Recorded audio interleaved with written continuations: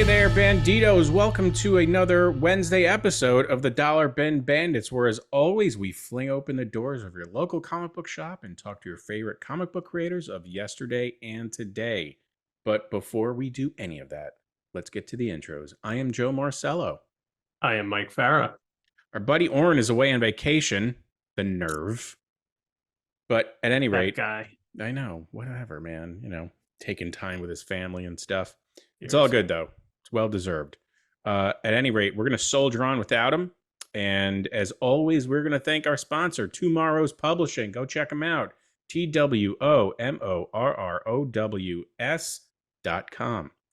And today, we're bringing you our interview with Anthony Tollin. He's a colorist. He is just, I will say, a comic book encyclopedia of colorists and colorism, and just an absolute pleasure to talk to. And pretty ironic that that a comic book colorist is just tatted up beyond all belief. And we get into that discussion too. Such a charming guy to talk to, and just an absolute wealth of knowledge when it comes to comics and color. I couldn't make this one, but Joe and Oren, I'm sure, do a bang-up job with Anthony. I'm, flabbergasted at the sheer amount of coloring he did for DC primarily. He, at one point, I think, was coloring all or virtually all of the covers for the entire DC line. So what a workhorse in the area of coloring. And of course, he also has a lot of historical knowledge about comics and pulp fiction and pulp history, as it were, specifically around the Shadow. So should be an interesting chat, and we're going to get to it now. This is Anthony Tollin. Tollin, how are you, sir? Just fine. Feeling a bit older since my comic book career began 50 years ago last month. Wow. That's quite a long career. Originally at Marvel, and then at Warren, I was assistant editor of Creepy, Eerie, Vampirella, and Famous Monsters for a short time. Oh, wow. That's really cool. Worked on Famous Monsters 100, and was far happier at DC Comics, though, which is why I stayed there over 20 years. Well, that's what we're going to get to. So before we jump into that, I'm going to ask the same question we ask everyone: is how did you first discover comic books? Well, the very first comic books I saw were some Disney comics in the hospital when I was hospitalized for some asthmatic trouble when I was about 5 years old, 5 or 6. But then my parents were going around visiting a few of their friends, and at one of the friends' homes, their kid had some comic books, and I was very intent reading them. And so they decided to stop off at a drugstore or something and buy me a comic book before they went to the next friend's house who didn't have kids. And they thought, my parents, apparently, the comic they let me select was Superman 125. Which had rainbow powers coming out of Superman's fingers. Wayne Boring cover, as I remember. And I fell in love with comics. And I early on fell in love with Green Lantern. I did become a Marvel fan for a short time, though. The first Marvel comic I ever saw was Fantastic Four number 23. They weren't terribly well distributed where I was, and but I started buying Spider-Man with like 11 or 12, and had complete runs of most of the Marvel heroes at one time, and had a complete Julie Schwartz superhero collection until I sold a lot of it to buy the ranch, which I hope was different than buying the farm. But loved comics. I had a certain artistic ability and a certain writing ability, and it was just a good mesh. My father had supported himself partly when he was going through college, doing advertising, cartoons, and such. My dad was a journalist, and he knew a few cartoonists. He'd known Zach Mosley and Jerry Fairling, and but My favorite was always Green Lantern because I was a child of the space age. John Glenn went into orbit on my 10th birthday. So really nice birthday candle. That's pretty interesting. I later, when Neil Armstrong took his one small step for man, I watched it, was at a friend's house with several friends, including Gordon R. Dixon, who that year was president of the Science Fiction Writers of America. And so it was pretty neat that on the day that science fiction became science fact, I got to share it with the president of the Science Fiction Writers of America. Each of the networks had their own science fiction expert. One of them had Heinlein, and one had Asimov, and I think one had Arthur C. Clarke. And then I know CBS had a satellite remote with Ray Bradbury in London. But as I said, just as a child, when I was a kid, we all wanted to be astronauts when we grew up, even if it wasn't terribly realistic for an asthmatic kid like myself. So and Green Lantern, being a Chuck Yeager-esque test pilot, was a really good representation of that age. So it was Green Lantern #6 introduced me to the idea of, that was the first one that had the alien Green Lanterns, in particular Toma Ray, and the bird like Green Lantern. And so that was my real introduction to the idea of life on other worlds and such. My first actual childhood hero, though, was Zorro, portrayed by Guy Williams in the Disney series. And I watched that show religiously on Thursday nights, and also got the Dell comics, which were, of course, illustrated by later the first comic book professional I ever met, Alex Toth. And met him at the 1972 Phil Seuling New York Comic Art Convention. And then about 20 minutes later, I was checking into my hotel room, and I was standing on line, and the guy bumps into me, the guy standing in line behind me, and says, "Oh, excuse me." And I turn around, and it's Jack Kirby. So the first two comic book professionals I ever met were Alex Toth and Jack Kirby, who coincidentally were my two favorite comic artists at that time. Not bad at all. No, not at all.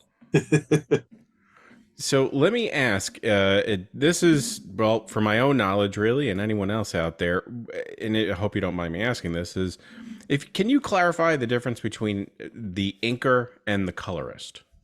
Sure. The penciler draws the art in pencil. The inker goes over the penciling, sometimes embellishing it additionally in India ink. But the penciler and the inker both work in black and white.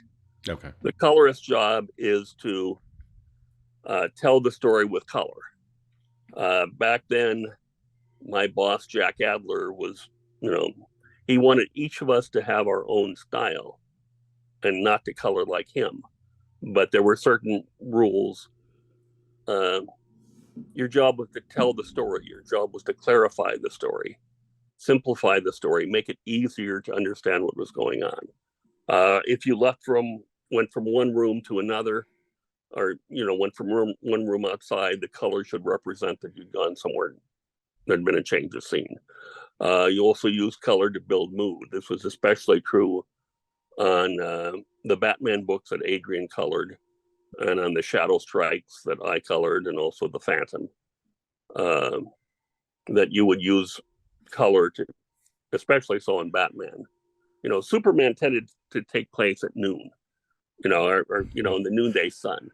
Right. So it was pretty direct daylight, generally.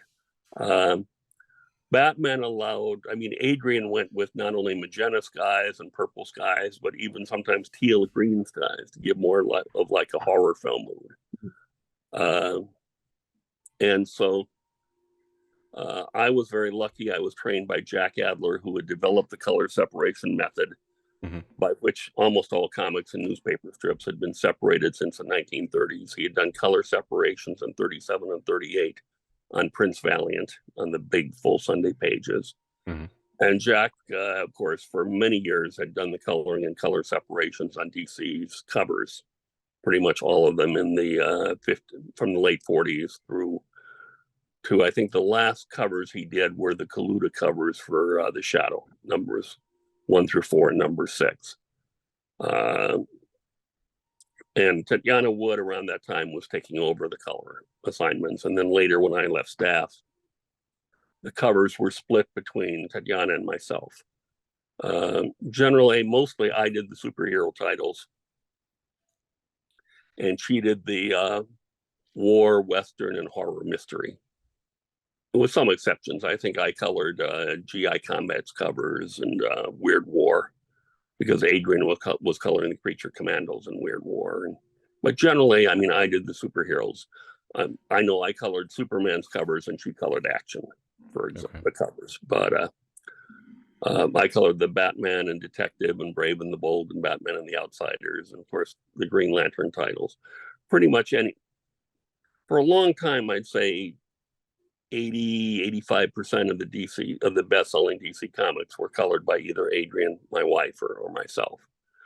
That was actually, one of my questions for you, and I'll get to it now then, since you brought it up. But during your career at DC, you were the main colorist for a very long time.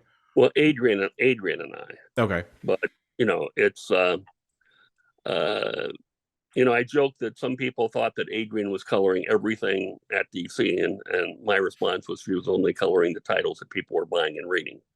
But New Teen Titans, Mike Grell's Warlord, the Batman books, she colored Superman in the, from 78 to late 81 when I took it over. But I did very little actual, I colored Green Lantern and maybe a few other books.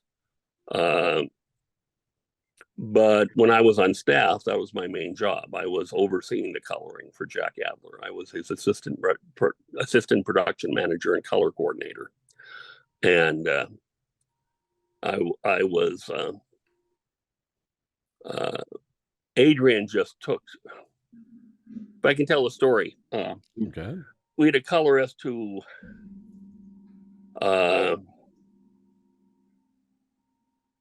left without telling us, and we got into a bit of a coloring bind, and Jack had been holding her job for her, expecting her to come back, and he finally asked if he could try out Adrian. He knew that Adrian had been assisting me, and that was perfectly acceptable. One of the nice things when you were on staff is you could pretty much take as much freelance.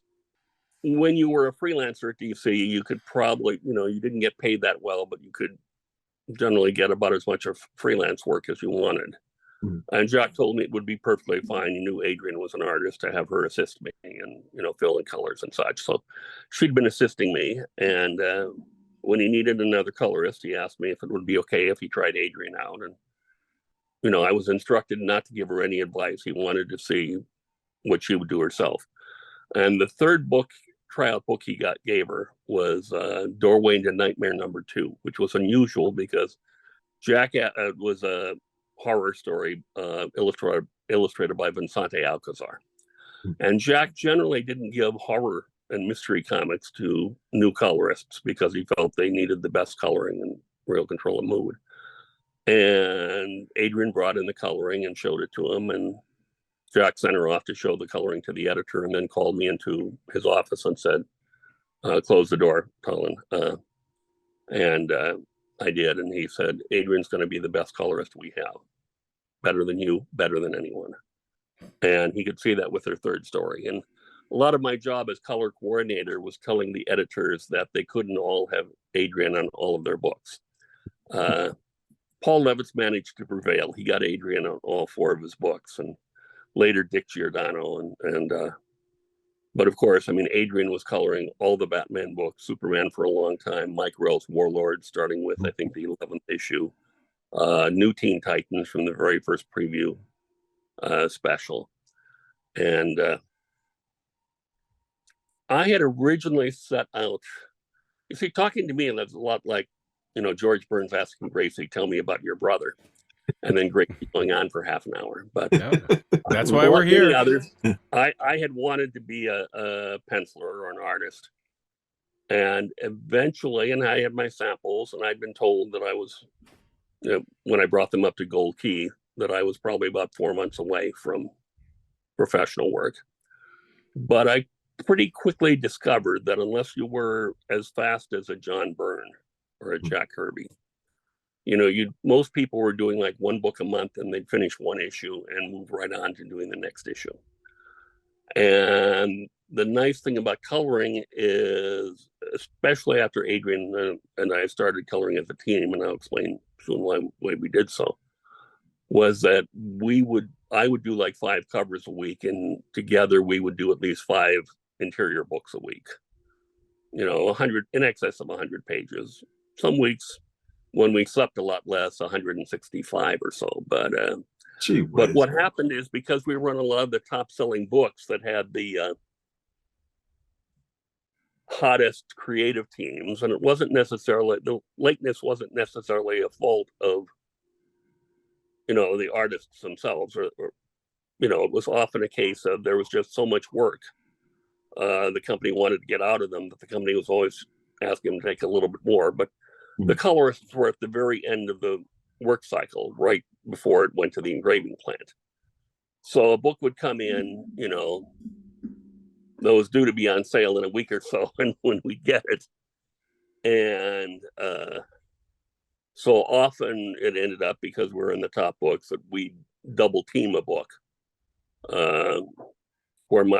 For example, Adrian might take the first half of the book and I take the second half.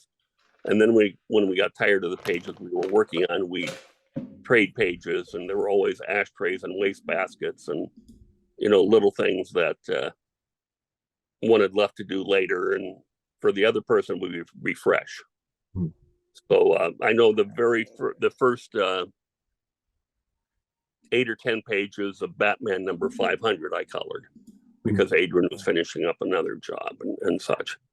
So there were some people like Carl Gafford who would just go 48 hours without sleep. There's an issue of America versus a Justice Society, which I think he got on like a Tuesday, and Tuesday afternoon, and it was a 40-page book, and he delivered it, Thursday morning. And work, and eventually, however, Carl got various sedentary diseases like diabetes and such. It's when you keep yourself going on potato chips and Coca-Cola, it's not a really healthy lifestyle. And Adrian and I, of course, in 1997 had a child. We had a house full of dachshunds, which I still have, descended from those same dachshunds. I was a breeder of champion wiener dogs for years. Oh, wow. And I still have a champion and a grand champion dachshund living with me. So,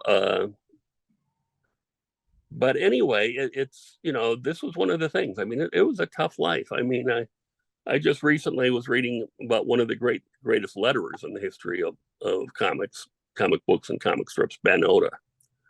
And Ben died, I think, in 1985 or 86. But he'd always, by the way, been one of the background painters on Pinocchio and I think Bambi for Disney. And but he founded lettering, and there's a wonderful and true story, because I was there when it happened, where Gaspar Saladino had been lettering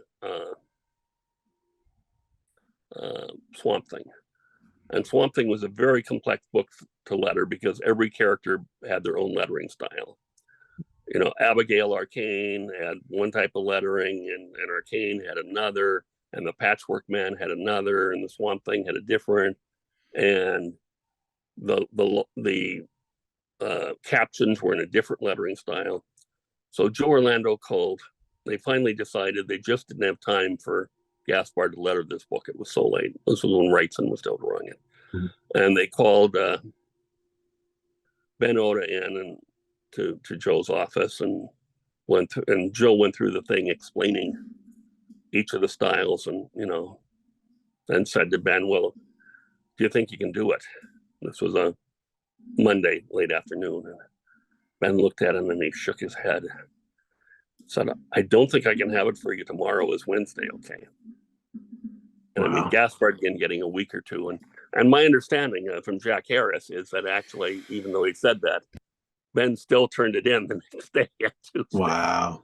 With all of this. I mean, Ben was just a machine, and he was doing like 10 newspaper strips in addition to his comic book work. He was doing Dondi and Prince Valiant and Flash Gordon. He was doing the Phantom in the 60s, but when Sly Berry moved to Long Island and Ben was living in New Jersey, he, suggested that Sly give it to Milt Snapin, who was one of the staffers at DC Comics, because he lived near him. But the great thing about the time I went to work in comics, which you haven't asked me, but I'll go ahead and say, when I started at DC, there were about 33 or 35 staff employees. About 20 years ago or so, there were 300, including 17 vice presidents and 6 in-house attorneys and such. But when I started, there were about 35 of us, including the payroll department upstairs. And that included the editors, the assistant editors, the executives, their secretaries. It was a really small, everyone knew everybody in the business. And there was a small group, less than 10, who were, I'd say, under 30.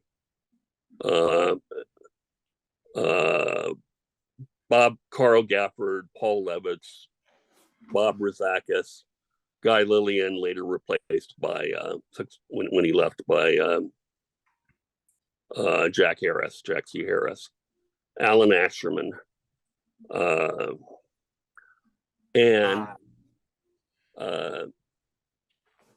so we were suddenly these young fanboys working with our childhood idols, having lunch in the Warner Brothers cafeteria with Murphy Anderson and Sergio Aragonés. And DC was a very, nowadays we call DC, it's hard to get an editor. You get their answering machine. Editors didn't have answering machines back then. And their doors were generally open. One of my favorite stories, 1975, 2 guys from Washington State, my friends, John Workman and Bob Smith. Did John ever tell you the story about how he got hired at DC? No. They came out for a New York Comic Convention, and they met Jerry Conway, and they arranged with Jerry to come into DC and show their portfolios on a specific. Jerry was just a part-time editor, so whatever the next day he was going to be in. And they arrive at the appointed time, and Jerry are told by the receptionist, 6th floor receptionist, that Jerry Conway's in a meeting. And they'll have to wait, and they're waiting in the lobby, and after a while, Bob Rozakis, Julie Schwartz's assistant editor, walks by and sees these 2 young guys with their portfolios and says, "Hey guys, who are you here to see?" And neither John Workman or Bob Smith project as much or as vocal as I am. So they kind of mumbled, "Oh, we're here to see Conway, but he's in a meeting." And Bob said, "Oh, I was in that meeting. The meeting's over. I'll bring you down to his office." And he brings him down past Jerry Conway's office to the corner office of Carmine Infantino, president and publisher and art director of DC Comics, and says, "Oh, Carmine, these are the young guys, 2 guys waiting to show you their portfolios." And Bob and John shrink back and said, No, we said we're here to see Conway, Jerry Conway. And Carmine laughs and said, "Hey guys, I got 10 minutes. Why don't you show me what you got?" And he liked Bob Smith's inking, and he called Joe Orlando in, and Bob left with a Ramona Fradon Plastic Man story in Adventure Comics to ink. And he liked John's lettering on John's art samples and called Jack Adler in, and John started the next morning as a production corrections artist in the production department. But what I love about that particular time at DC is you could get to see the CEO in the corner office by accident when you weren't even trying to. It was that Carmine loved discovering new talent. And it was a really, interesting time to be in the business. And it was 10 years ago that really the first comic fan went professional. Either of you know who the first comic fan was to go professional? Oh man. Jim Shooter? No, Jim did sell his first script when he was 13, although it was published after his 14th birthday. But Nelson Bridwell, Okay. who'd been writing letter columns, and he was a freelancer for Mad, and he became Mort Weisinger's assistant editor. And then he was briefly fired and replaced by Roy Thomas. And Roy wouldn't put up with Mort Weisinger's abuse and suggested he rehire Nelson. But Nelson, and then Roy, and then you soon had some of Roy's friends, Gary Friedrich and Denny O'Neil. You had Neil Adams, who had done some work for Archie in the late 50s, early 60s, and Charlton. Mm. Apparently, Neil said his all-time favorite comic assignment was Atomic Mouse. Loved drawing Atomic Mouse for Charlton. But back then, artists and writers too, but primarily artists, had to deliver the work themselves. We didn't have FedEx. And so Kurt Swan and Bob Oxner and, Jack Kirby was able to get away with it living in California, but Kurt Swan and Kurt Schaffenberger and Bob Oxner and Gil Kane and all of these great artists, plus the young people, Bernie Wrightson, Dave Cockrum, Mike Kaluta, Mike Rell shortly. Mike started right about the same time I did. So, they were in the office every week or so delivering work. Some, like Mike Kaluta and Bernie Wrightson, were there more often. But it was just a business where everyone got to know each other and everyone was, pretty much friends with each other. Much more so and then in more recent years, because, of course, comic artists, because of FedEx. Well, now because of the internet, because you can pencil your page, scan it, send the scan in, have the scan sent to the inker who prints it out in blue lines and then inks it digitally, and then the lettering is put in digitally. Mm-hmm.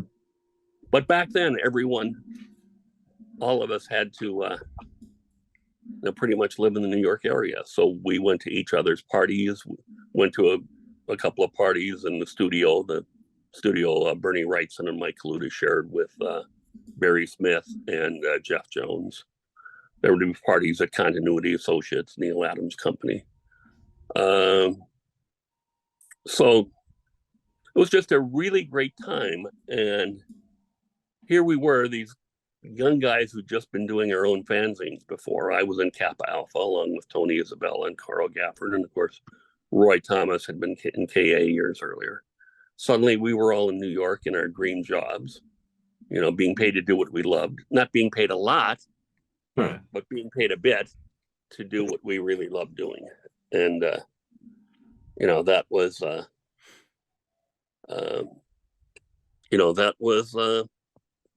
the early 70s in comics. Mid 70s, really. I started at Marvel in 73 in DC in July of 74. So, what would you say, because you've worked on so much stuff, would be A, the most challenging project you ever had, and B, the most fun project you've ever had? Well, just in the amount of time per page, Crisis on Infinite Earths. Yeah. Yes. And I got burned out on Crisis with the 5th issue. Wow. I said, I needed a break. And Tom Zucco took over the book, but then he did 2 issues, and then I was back on for 3. I ended up coloring 8 of the issues and 9 of the covers. Most fun, well, Ambush Bug was a lot of fun. And also got me out of, my comfortable groove, because Keith tended to draw the same scene over and over again with no panel gutters between. So finding a way to make the panels stand out while doing the same panel over and over again it was challenging. I loved coloring Dave Gibbons on Green Lantern when Len Wein was writing it. One of my all-time favorite assignments was National Lampoon Sunday newspaper parody.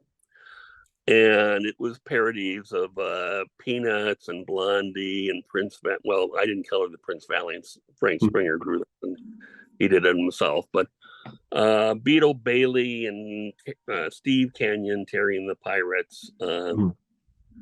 John Workman drew The Amazing Squirrel Man as a Spider-Man parody. This was years before my friend Will Murray created the Unbeatable Squirrel Girl. But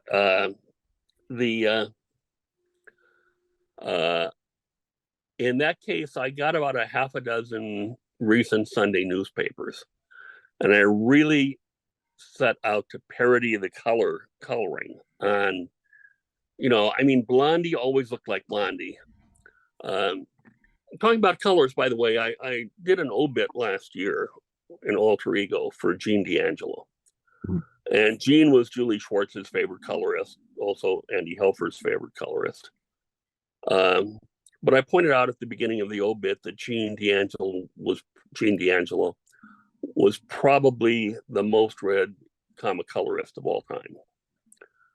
Because at a time when the best-selling comics were generally selling a couple 100,000 copies, Gene was coloring all the top King Features humor strips. He was their head colorist on staff. So Gene was coloring Blondie and Beetle Bailey and Hagar the Horrible and High and Lois and Mickey Mouse when Disney didn't supply the coloring. And, I think, so, Blondie probably had 100 million people reading it every Sunday worldwide. Right. So, Gene, I think, and he from sometime in the 1940s until he retired around 1989 or 90, so for over 40 years was coloring the top King Features, Sunday comic strips. And he just moonlighted. He colored a book or so a week for DC Comics, and King Features allowed him to do something we would have never been allowed at DC Comics, which is, if his staff work was done, he could color his freelance DC work, at his King Features desk. So he wasn't necessarily staying up all night doing our stuff. But working at DC when I did, my two immediate supervisors were just a history of comics. My immediate supervisor was Jack Adler, and then above him was Saul Harrison. And Saul and Jack had both worked on Action Comics #1. And Saul had worked on Famous Funnies #1 in 1934. So we just had the history of the comic book field, there. You also had people like Julie Schwartz, who'd started, I think, the day after President's Day in 1944, and Marie Boltinoff, who started DC in 43. So Joe Letterisi, who sat behind me in production, and he was a letterer whose real birth name, he was Joe Letterisi. That was the name he was born by, and he was the letterer. And but Joe had lettered the Bams and Powells on the Batman TV show. Oh, that's awesome. Those were, as I said, those were the people I worked with every day. Yeah.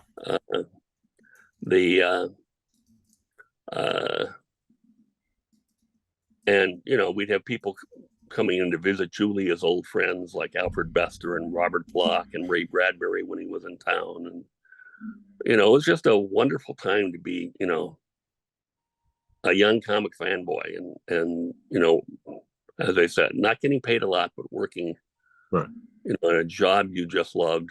And the other real benefit of it is you didn't get into comics by accident. You had to want to be in comics, really, at that time. And so you were working with people who also loved what they were doing. We were all, Bernie Wrightson, would frequently mention, hey, we're all getting paid. Can you believe we're doing what we want to be doing and getting paid for it? Right. It was a neat time. Yeah. You answered one of the questions, actually a couple of them. So I'm going to ask you another question altogether. separate from our line of questioning, is I have to ask about your badass ink on your arms. Oh, What do you this? have? What do you have? Oh, well, this arm is entirely the Phantom, Wow. and it's That is wicked. it's the Phantom, and then the Skull Cave and his pet wolf devil, Wow. the good mark and the sign of the skull, the shipwreck that led to the first Phantom, the female Phantom, the cover of the first Gold Key, Wow. Phantom comic, which was my introduction to the character. And then on this arm, you have my first childhood hero, Zorro. Yeah. Wow. And you have Zorro rearing Tornado. You have the lightning bolt forming a Z. Then you have a Startling Stories cover by Earl Berge from 1950 of the Science Fiction magazine. Then you have the Shadow Book of Death cover. Wow. And this image of the Shadow was done 43 years ago and touched up a year or two ago. And this is a cover of the Black Hush. Wow. The Adrian, my late wife Adrian, and if you want, I can send you some scans. You can edit into this of her. But she was a centerfold in the first tattoo magazine ever published, and she was voted most beautifully tattooed female at the National Tattoo Convention. She had a dragon back piece that was tattooed by her friend Bob Roberts, but designed in a 1:30 a.m. till 6 a.m. jam session by Bob Roberts, Ed Hardy, Wow. Jack Rudy, and Zeke Owens. Adrian and I used to double date with Ed Hardy and his wife Fran when they come into New York, and we hosted the 1992 National Tattoo Convention. In fact, just a week ago, I was at the National Tattoo Convention reunion in Orlando, Florida. Wow. Still recovering from that because it turned out the hotel was actually 20 buildings over 28 acres. Wow. So I have a bad knee and had to do a lot of walking. But I wanted something subtle. Yeah. And, no, you got subtle. Right. And and I like color. So I have a really excellent artist here in San Antonio now named Richard Cazares at Prestige Collective. But just like we were there right at a new renaissance in comic art, we also ended up being friends with Ed Hardy and, a number of the people who were Don Nolan, Fifth Raven, who were just revolutionizing tattoo art in this country in the 80s. And now is that it for all you have? Not that I'm asking you to take off your shirt or anything. But no, I have a chest piece, and then I have a dragon that starts in my rib cage and goes to my foot. Oh, okay. So small stuff. And actually, I've gotten the sleeves in just the last few years. I started right before COVID, and somewhat different motivation than a lot of people. Part of the reason was I've lost 30 pounds since January 1st, and I want to lose at least 60 or so more pounds. That's great. Congratulations. And I'd like to get back into dating and relationships. And a lot of women, especially in my generation, don't particularly like tattoos. So I figured, I had fairly extensive work, but nothing that showed when I was wearing a short sleeve shirt. So I figured I'd get the sleeves so that, I'd be recognized. I can respect that. I know I really limited my future employment possibilities. That's the only thing that keps me back. 71 years old and having lived at home for 42 years. Mine just stop at my sleeve. So. What do you have? I have a Superman symbol here. I have like the nautical stars on the back of my arm. I have a blue lantern here. Can't really see it too well. I have a white lantern on the. I don't even know much about the blue lanterns. Eventually I'll get all the various colors, but I have other priorities now with kids, so So I buy Pokemon cards. but yeah, it's well, and there were a number of areas and hobbies that we were kind of at the center of. I was co-chairman for years and program director of the Friends of Old Time Radio Convention, where I direct cast reunions of The Shadow or The Lone Ranger or The Great Gildersleeve or The Aldrich Family or X-1, Dimension X. And it was, for me, it was pretty much a religious experience when I'd throw a cue and Fred Foy would say, "A fiery horse with the speed of light, a cloud of dust, and a hearty hi-yo silver."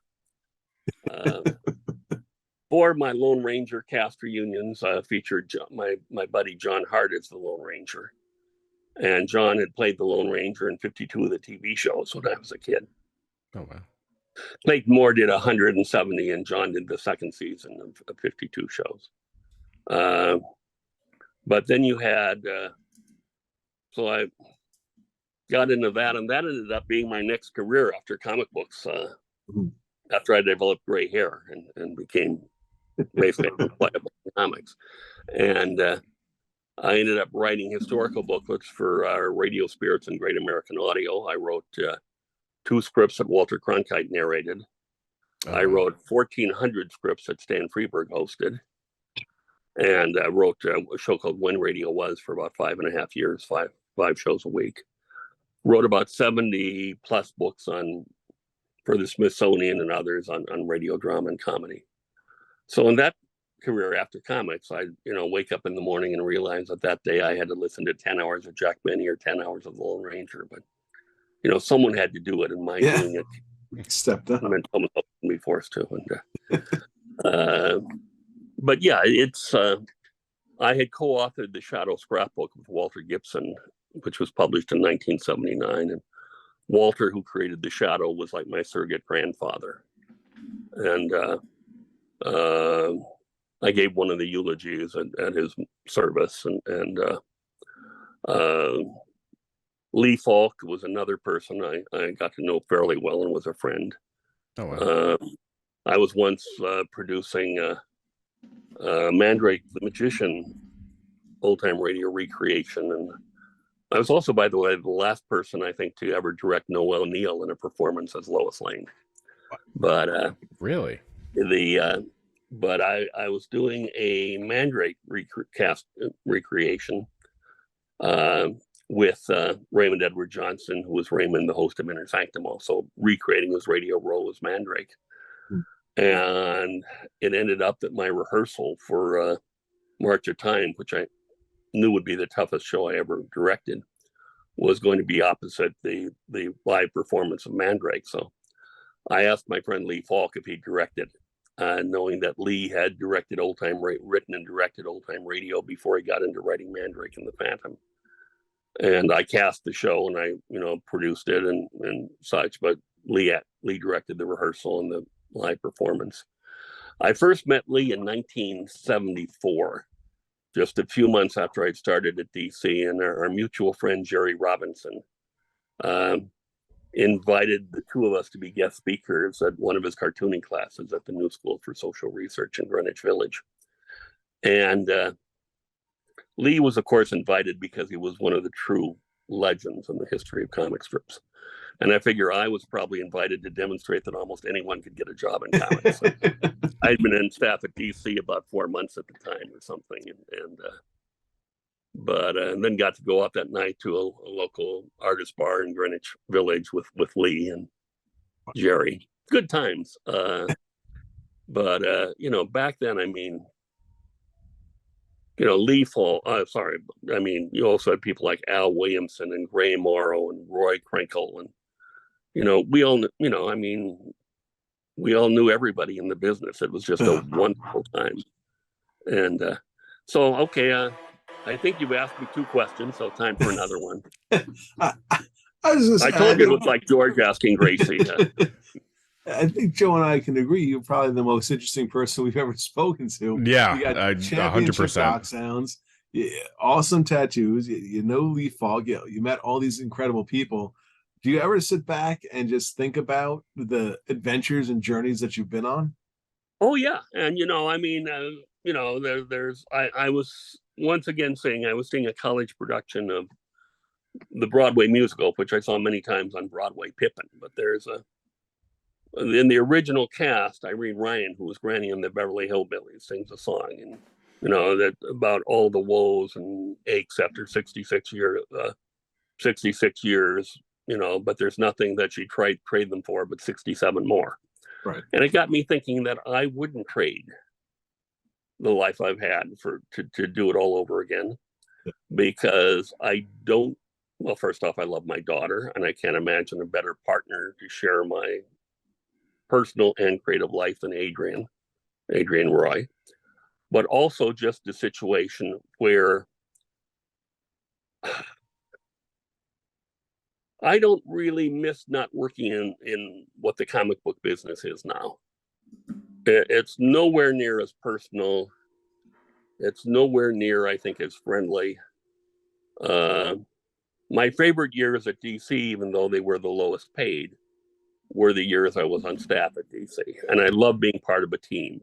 I loved working with Jack Adler, and as assistant production manager, I was the liaison between editorial and production. So the proofs would come in, and I'd bring them to Julie Schwartz or Murray Boltonoff or Joe Kubert for okaying. And I just don't think it would be anywhere near as much fun working in comics and not working in comics with Jack Kirby Joe Simon was an editor at DC when I started there. But I mean, Joe Kubert and Julie Schwartz and Murray Boltonoff and Joe Orlando and Dick Giordano was one of the greatest editors I ever worked for. And the great thing about Dick, and I think this was because he came from Charlton. Mm-hmm. At Charlton, they paid like $20 a page for finished art and $4 or $5 a page for scripts. So I think Dick had come from a background that he knew he couldn't give an artist $50 of grief over a $20 page.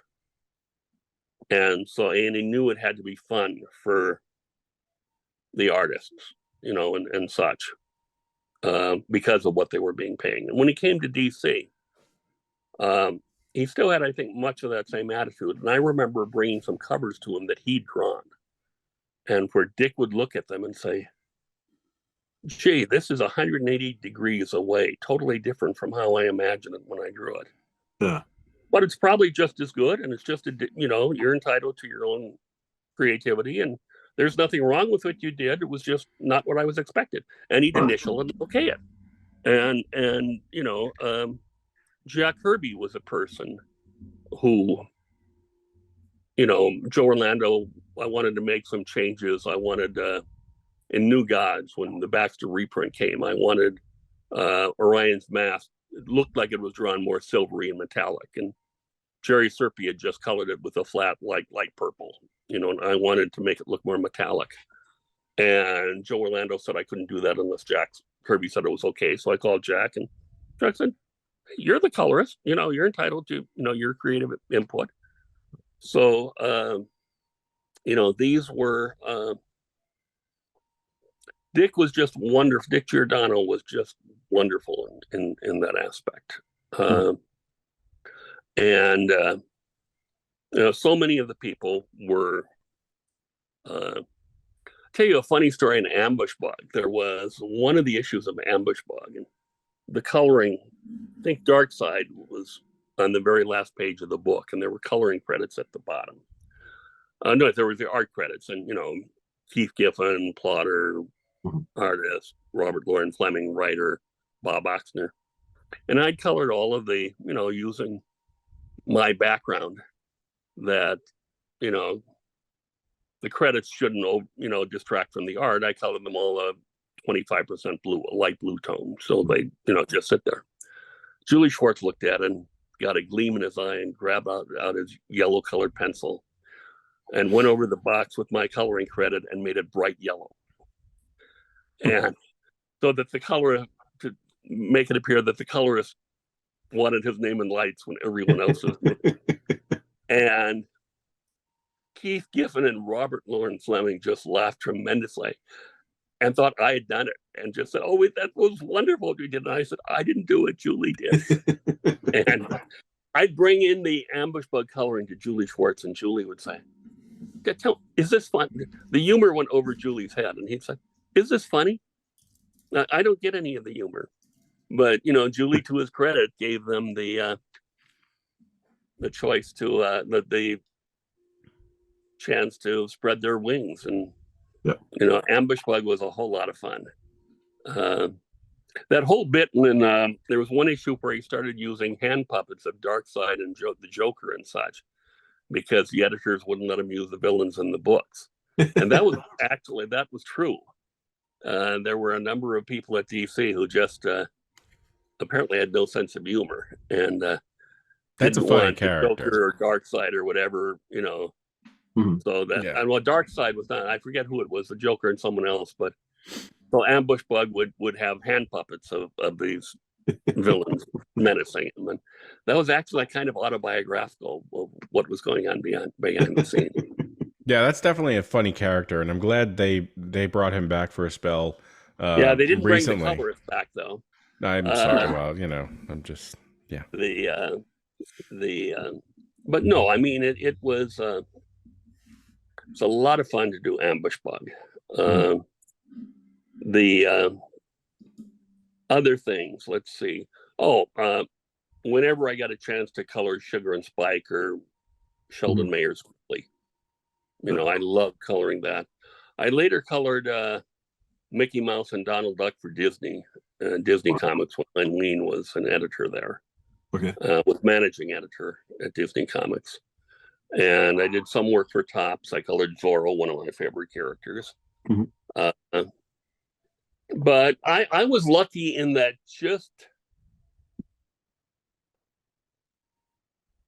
Adrian and I didn't get many books to color that were dogs. We got, pretty much the pick of the top books and the top talent, and we didn't have to fix art. I remember talking to Al Williamson once, and I was asking him, why he was inking Kurt Swan on Superman and not, drawing his own stuff. And he said, quite honestly, that Williamson was a very slow penciler and a very fast inker. And he made like 3 times as much money when he inked. And he said, especially when it's art like Kurt Swan's, because there is nothing there to fix. Kurt was just, so perfect from an illustration standpoint. Neil Adams, I remember reading in an interview once saying that when it came for getting dynamics, and action, but that nobody in the business just plain and simply drew as well as Kurt Swan. Right. And, of course, Adrian and I, as a team, colored after she started at DC. She colored almost everything, certainly everything Batman related that Jim Aparo drew. And she colored, I think, after she started at DC, everything that Don Newton drew. Wow. We both loved coloring Don Newton. Later, Alan Davis. There were just certain artists that were just, so. Adrian always said that if she could draw the way she saw it in her mind, it would look like Don Newton. So she was just so enamored with coloring his work because it was just how she'd want to do art. Jesus Christ. Sorry. The phone never rings. Would you mind if I took a quick break and got a bottle of water to drink? Yeah, that's fine. I think we're going to have to wrap soon because I have to put my daughter to bed. Okay, well, wait. I'll just wait here then. How old is your daughter, by the way? I have an 11-year-old and I have a 7-year-old who I should hope is asleep by now.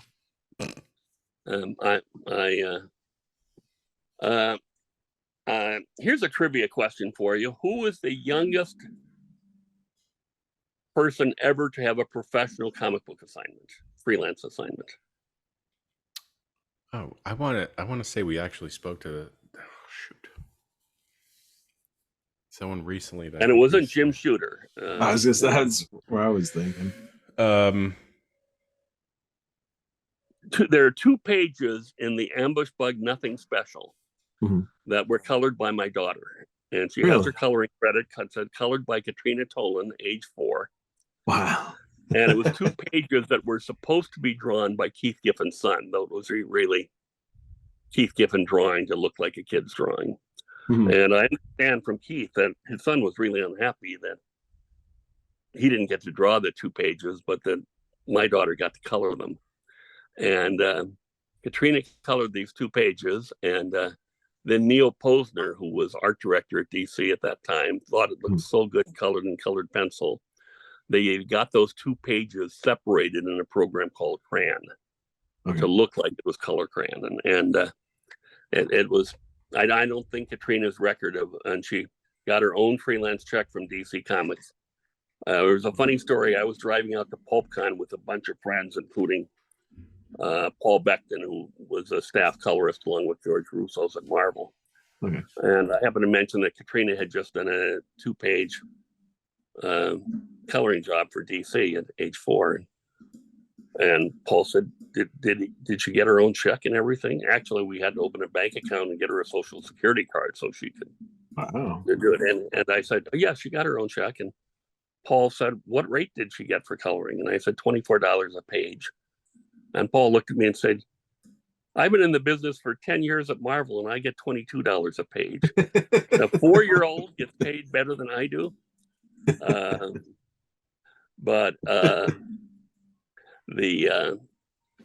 As I said, they were good times. By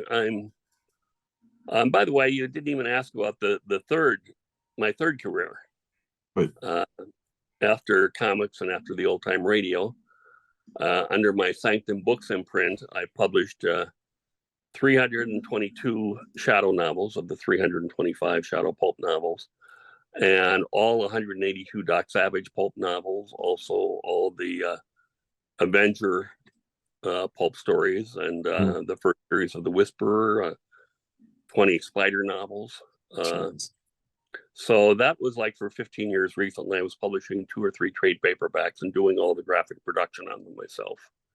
You gonna relax? Take a vacation or something? Well, I've got a couple projects, and I'm semi-retired now.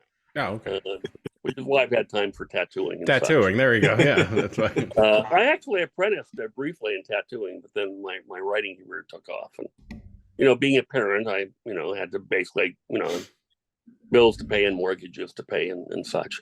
But I figured, the problem with being an artist or a writer is you want to communicate people, and then you spend all day long alone trying to communicate with a blank sheet of paper.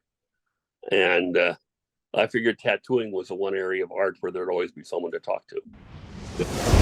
And welcome back. What did you guys think of that one? It was a pretty fun and interesting interview. I really like Anthony. He's another one of of our guests who just likes to talk and share information. So we really appreciate that. And checking out like I said, his ink was very cool. He has definitely a motif going on, and it's pretty interesting. So yeah, it was a fun interview. Great job again, Joe and Oren. Really knocked it out of the park, as we always say, but you always do. And Anthony just seemed like a crackerjack guest. Very interesting background. Love to hear about the coloring. Love to hear about the tattooing. Love to hear about all the pulp goings on. And it would be great to have him back. Maybe I can chat with him too. But that'll do it for this episode of the Dollar Bin Bandits. Please remember to rate, review, and subscribe. Please remember to support us and subscribe to the Dollar Bin Boosters group.